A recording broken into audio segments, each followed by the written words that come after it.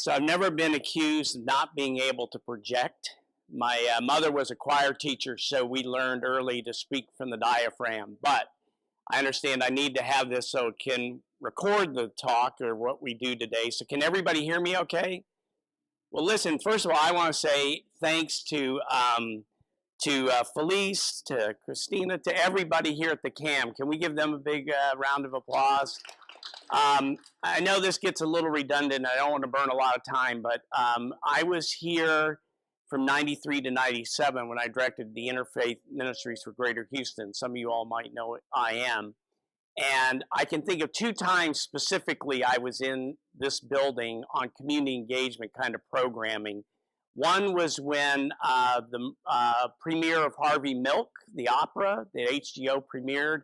It was a great community talkback session in preparation for this wonderful work that was going to be premiered here in Houston.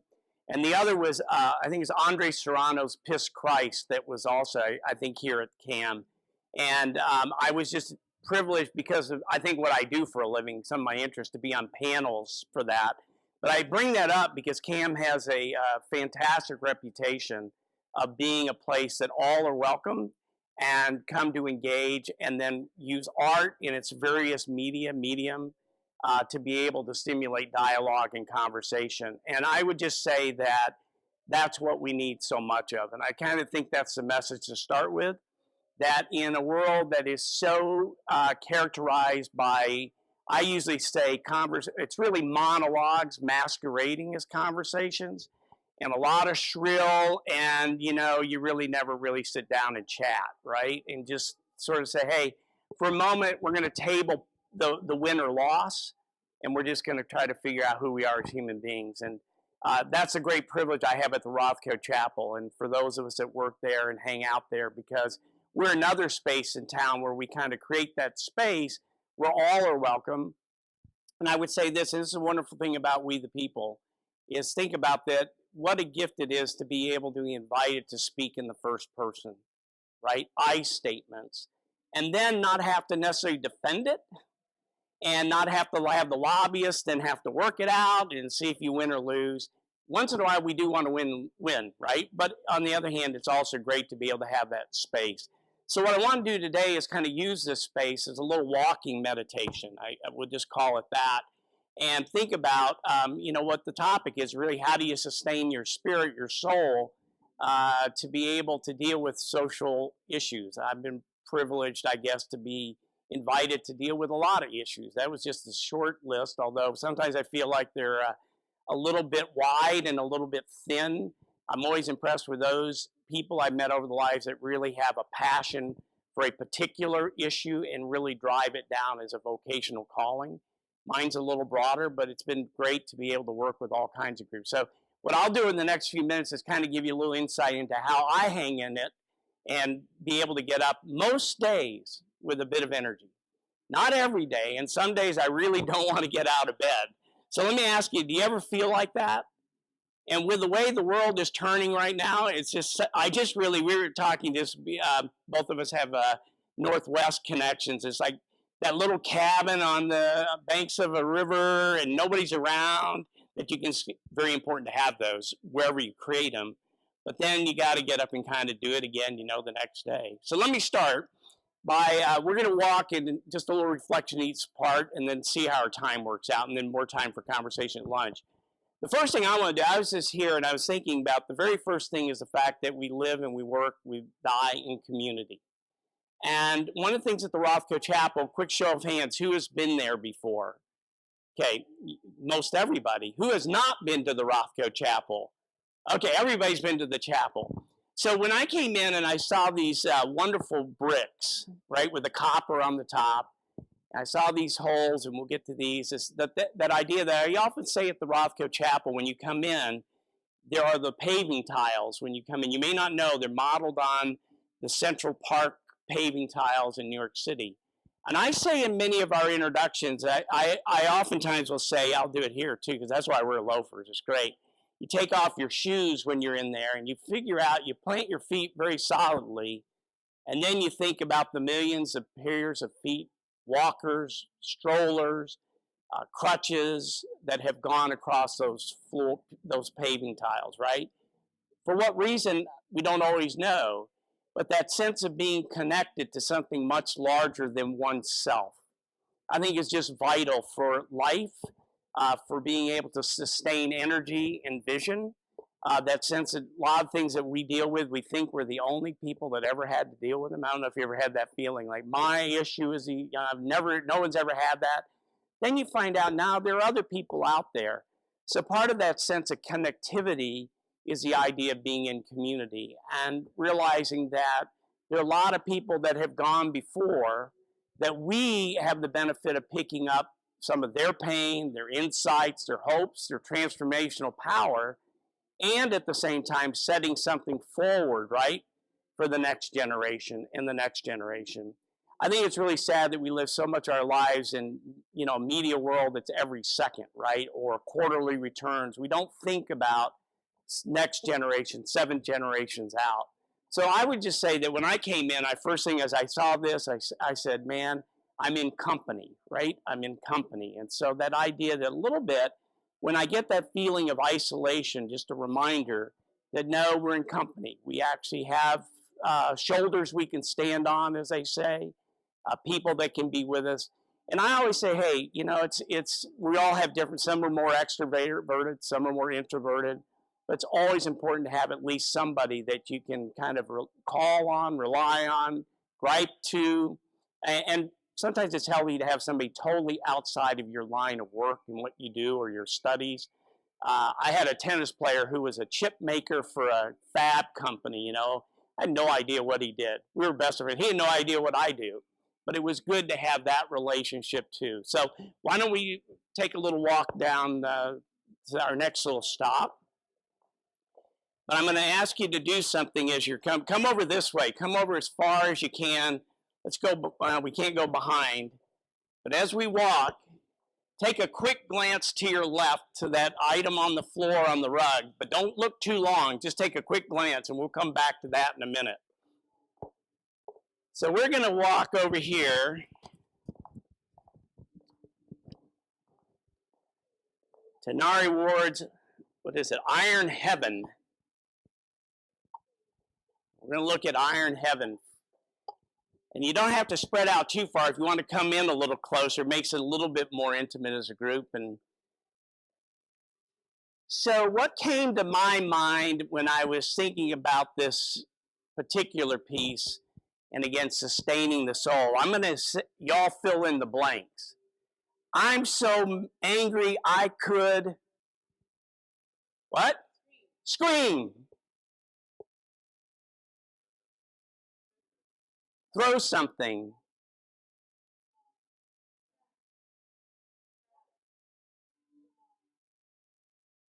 Spit. I like that one. I'm so angry I could spit. That's an old-timey one. Well, when I came to this, I don't know how you feel, but I felt anger. I felt something kind of very brutal. I don't know how you felt, but that's just me. But it reminded me this. I have this saying, I don't know if I need to actually trademark it. I might not be the first person. But I've been working on this work for a long time called the perpetual state of pissed offness. The perpetual state of pissed offness, because I think anger is really vital to being able to sustain your soul, particularly if you're engaged in social activism. Now, I don't mean the kind of anger that leads to brutality, to destruction, to harm, but the kind of anger that we, I think, all have in us, right? That some things are just inequitable, behaviors that just are not humanistic, behaviors that dehumanize, deride. Is there any, I don't know, maybe I'm the only one, but do you all ever get angry? And I think so much today is that sometimes there's I think in social justice movements, there is, again, anger that can be destructive. We just did a program at the Rothko Chapel on Gandhi and the influence Gandhi had on Dr. Martin Luther King, particularly on the nonviolence movement, right? And how nonviolence then how is its relevancy for social movements today? But in that nonviolence doesn't mean you're not angry, right? Doesn't mean that you have a sense of abhorrence about what happens. So part of what I find that it's real important not to, as some would suggest, to put anger over here. You never, you want to kind of purge it out of your psyche, your soul, your practice. I just don't see how I could get up and do what I do if I didn't have some anger, because it's part of that trying to right balance. But that comes out of that kind of PO'dness, comes out of the fact that I can't solve it all, but I also think that there's something just not right. And that's one of the indicators for me.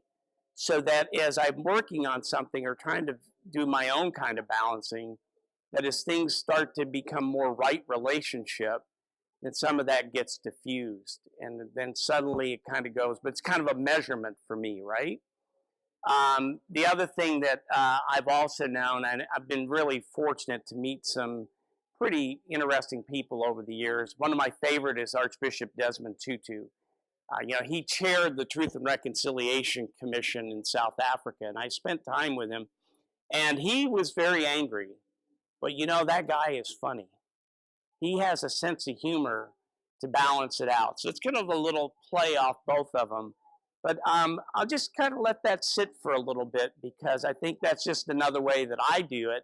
So we have community, that sense of being in touch with things that are not right and what emotions they bring up, but using that anger as something constructive, then to say, hey, if I go back to that little sentence, I'm so angry I could make a phone call to my Congress representative. I'm so angry I could go out and march for women's rights, human rights down at City Hall. I'm so angry, and then you start making it into constructive action. So let me just leave it with that. I want to turn right over here, so we don't have to go very far, to this amazing piece called Exodus. So what comes to your mind? We just kind of quick, pithy things when you see this. What kind of questions or things that just pop in your head on this particular exhibit?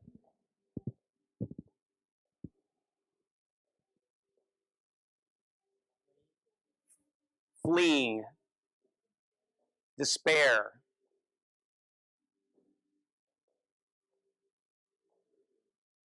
turbulence, memories that have been left, loss, journey.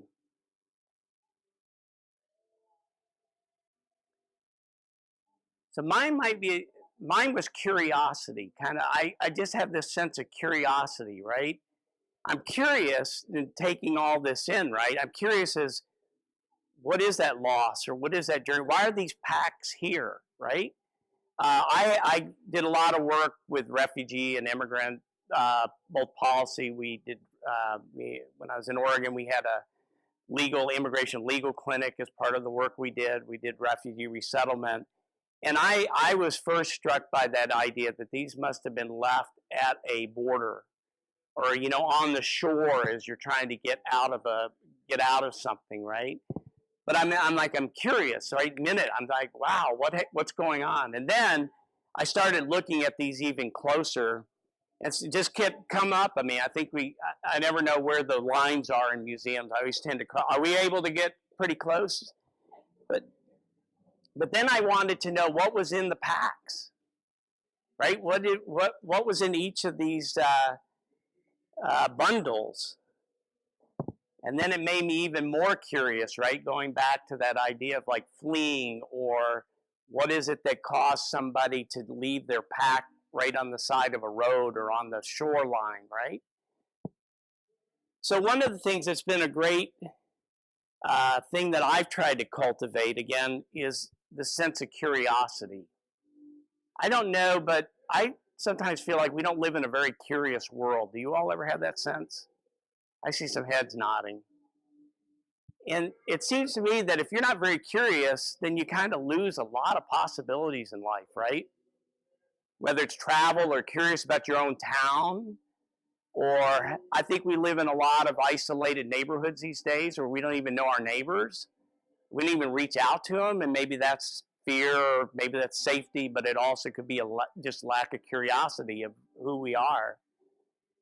But I would suggest that one of the other elements of kind of keeping buoyant is this cultivating this sense of curiosity. You know, what's happening? You know, what's under, we've got a lot of work going on at the Rothko Chapel. If you haven't been by lately, a lot of things going on. They started digging up the street, and I'm like, I'm right in there. You know, it's like, excuse me, sir, move back, move back.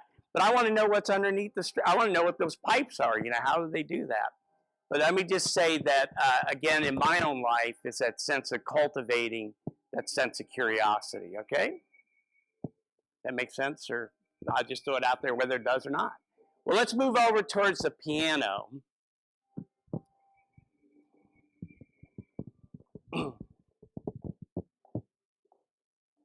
Now, I was really struck by this. Felice was very kind because I came over, a couple of weeks ago, and we did a little walking around.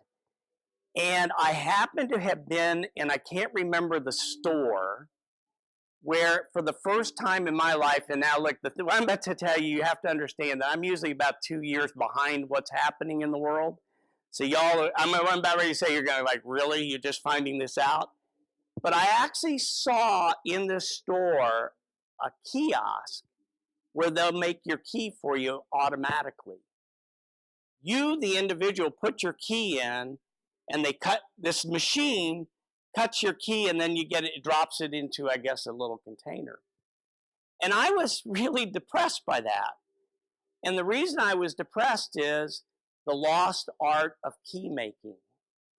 Remember the man or the woman behind that little desk or whatever it was would take your key and look it and make sure it matched up? And it was like the art of making a key. Which gets me to my next point on this journey, which is the very, very important part of art, practice, meditation, prayer, the piece of creating, right? And it's a way to articulate, again, hope, desire. It might be anger, it might be love, it might be a lot of things, but using different medium. Might be prayer, like at the Rothko Chapel. Again, this integration of meditation, prayer, music. And this just had so much going on. If you get time to really look at the video, there's I think a man weaving or with cane or with grass, the keys, the piano. That for me, it was a piano. I mean, at night, I would go home, and that's how I did it. Play really bad music over and over and over again. And then poetry. I play guitar, write songs. My wife paints. What do you all do? Is there a poetic outlet for you, a kind of artistic or creative outlet that you all do? You're nodding. What do you do?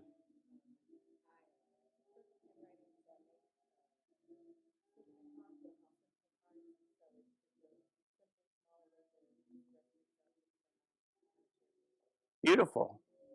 Other things you all do? You write? Okay.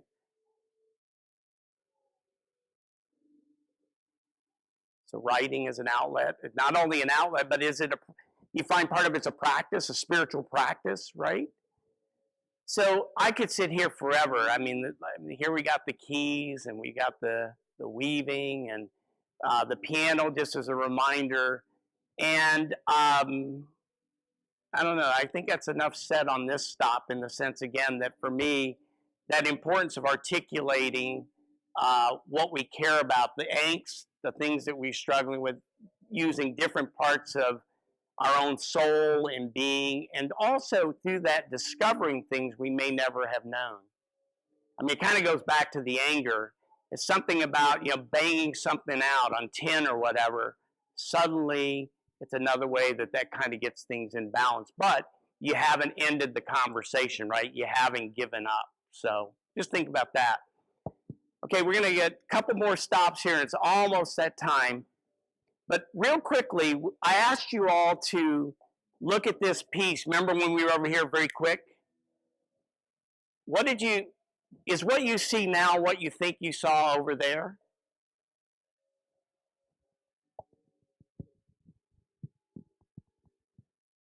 No. Shaking your head? What did you see? What did you think you saw when you were over? A what? A person.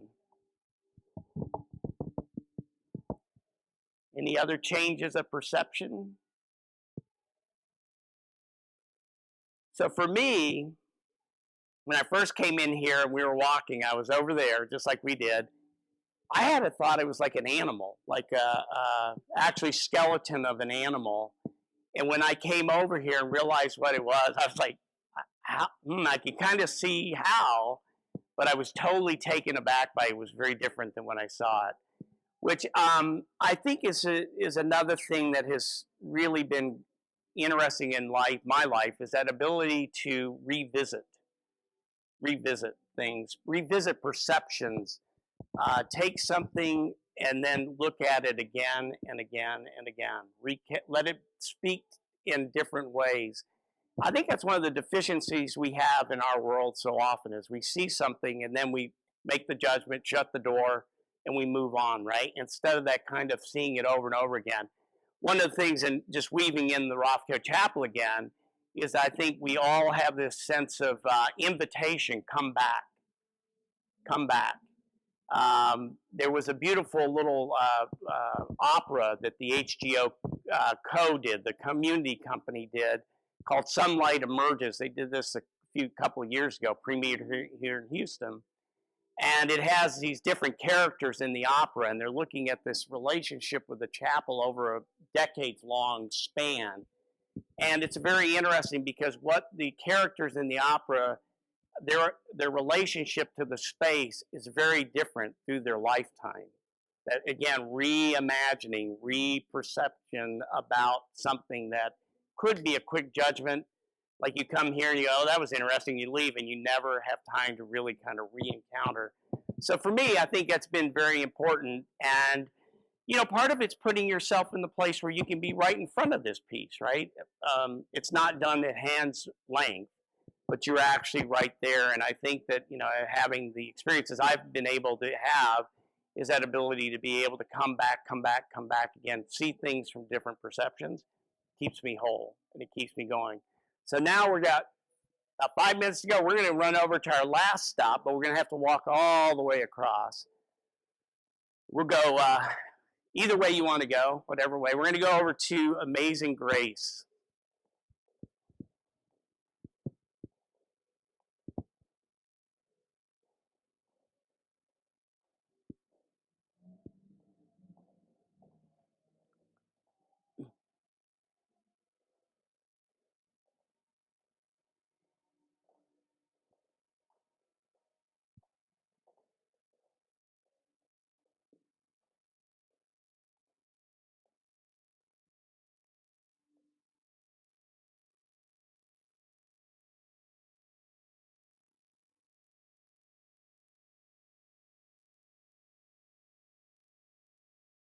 How many of you all are seeing this for the first time?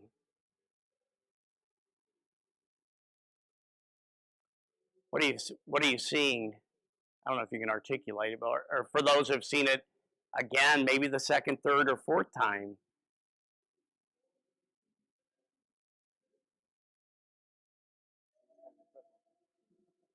Depressing.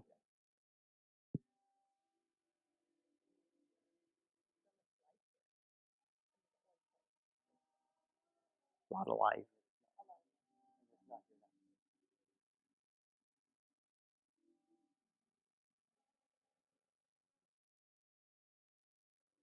Yeah, one of my impressions, I just thought about this right now, is that these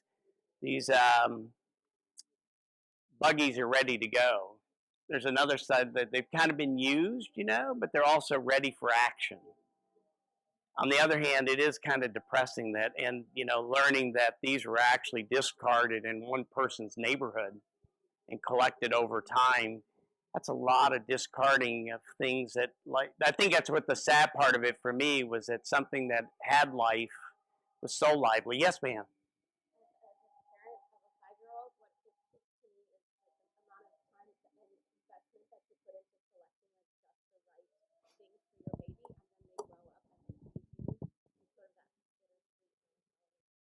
Ah,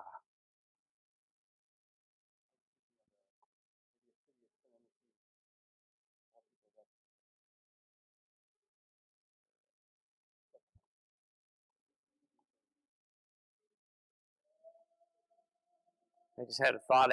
We have 3 kids, and it's sort of like we don't have to schlep that around like we used to. So it's sort of like it was being a parent.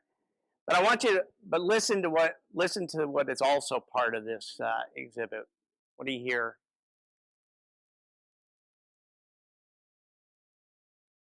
You might have to come closer if you want to come into the space.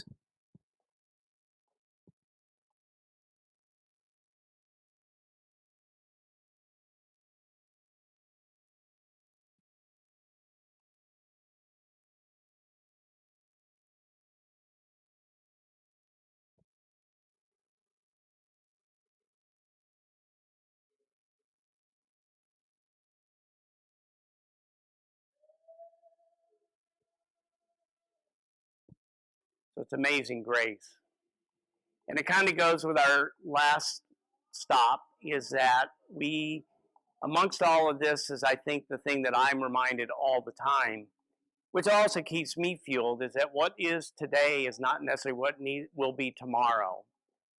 What is this hour may not be what is the next day. And I think it comes back to where we started, which is that idea of being in community, being in those positions where it seems like, monologues or masquerading as dialogues, perceptions that we have about people or perceptions that somebody might have about you, that there's also that sense that, hey, that never changes. But the person who wrote Amazing Grace was a captain of a ship slave trader who had this kind of very transformational moment, who then became an ardent abolitionist, right? And I know that in this creating this space here, that dialogue was definitely embedded in the sound and what you see here. But that again, that idea that what is not necessarily what has to be at the end. And if we have a second, I want to finish with a really brief reading. And it's a little thing I carry around with me. This is the clean copy, the clean version. There's a place I was introduced to, 3 decades ago, called the Highlander Center in eastern Tennessee. Has anybody heard of the Highlander Center? Some have. So the Highlander Center is a training center, folks center, really to help people discover what we all have innately in us to be organizers and leaders. And one of my favorite quotes, this is from Miles Horton, who is one of the founders of Highlander, a book he wrote called The Long Haul. And I'm going to read this because it's something I hold on to very dearly, which is this, that what they learned at Highlander Center was that in dealing with structural changes, not little reforms, but real basic changes in the structures, was something that had to be done in community. And Horton says that anything that one person can do alone is not worth doing when you're dealing with social problems. If a problem is that small, then the goal is too limited. There's a popular theory that if you give people simple enough goals they can reach without too much effort, they will get a sense of success, and that success will build them up. Well, that's just a bunch of malarkey. If a goal isn't something very difficult, all that people will learn to do is tackle little problems. You can't develop any valuable leadership if you don't teach people that they can deal with big problems. But the key to that word is, if something is, to me, one person, anything that one person can do alone is not worth dealing with when you're dealing with big problems. And part of the sustaining of spirit, and I think why we oftentimes get really tired, is so often we don't think we can deal with big problems, right? I think a lot of people kind of say, well, it's beyond my scope. Or we get so isolated, we don't realize that, hey, out there, everything we can think about, I guarantee somebody else is thinking about. And I'll just say this, is that, again, in my work, and most locally right now, the one gift of the chapel is that we never do anything outside of community. It's very interesting, even when it's just open and people are meditating, or I don't know what they're doing, sitting, reading, they're doing it in community. Even though you may not be thinking about it, there may be 10 people all doing their thing, right? But they're doing it together, to the point where we're doing actual programs and stuff and dialogues and conversation. And it's so interesting how many people will say, wow, the gift is the space to be able to find out that there's somebody else thinking exactly or struggling with the same issues I'm dealing with, but I hadn't found that person until right now. It turns out to be their neighbor down the street. So I just want to say that's all I have to offer. Thanks for the opportunity. I hope it gives you a little fuel to go back out after lunch and do whatever you got to deal with this weekend. And thanks again to Cam and for coming today. Appreciate it.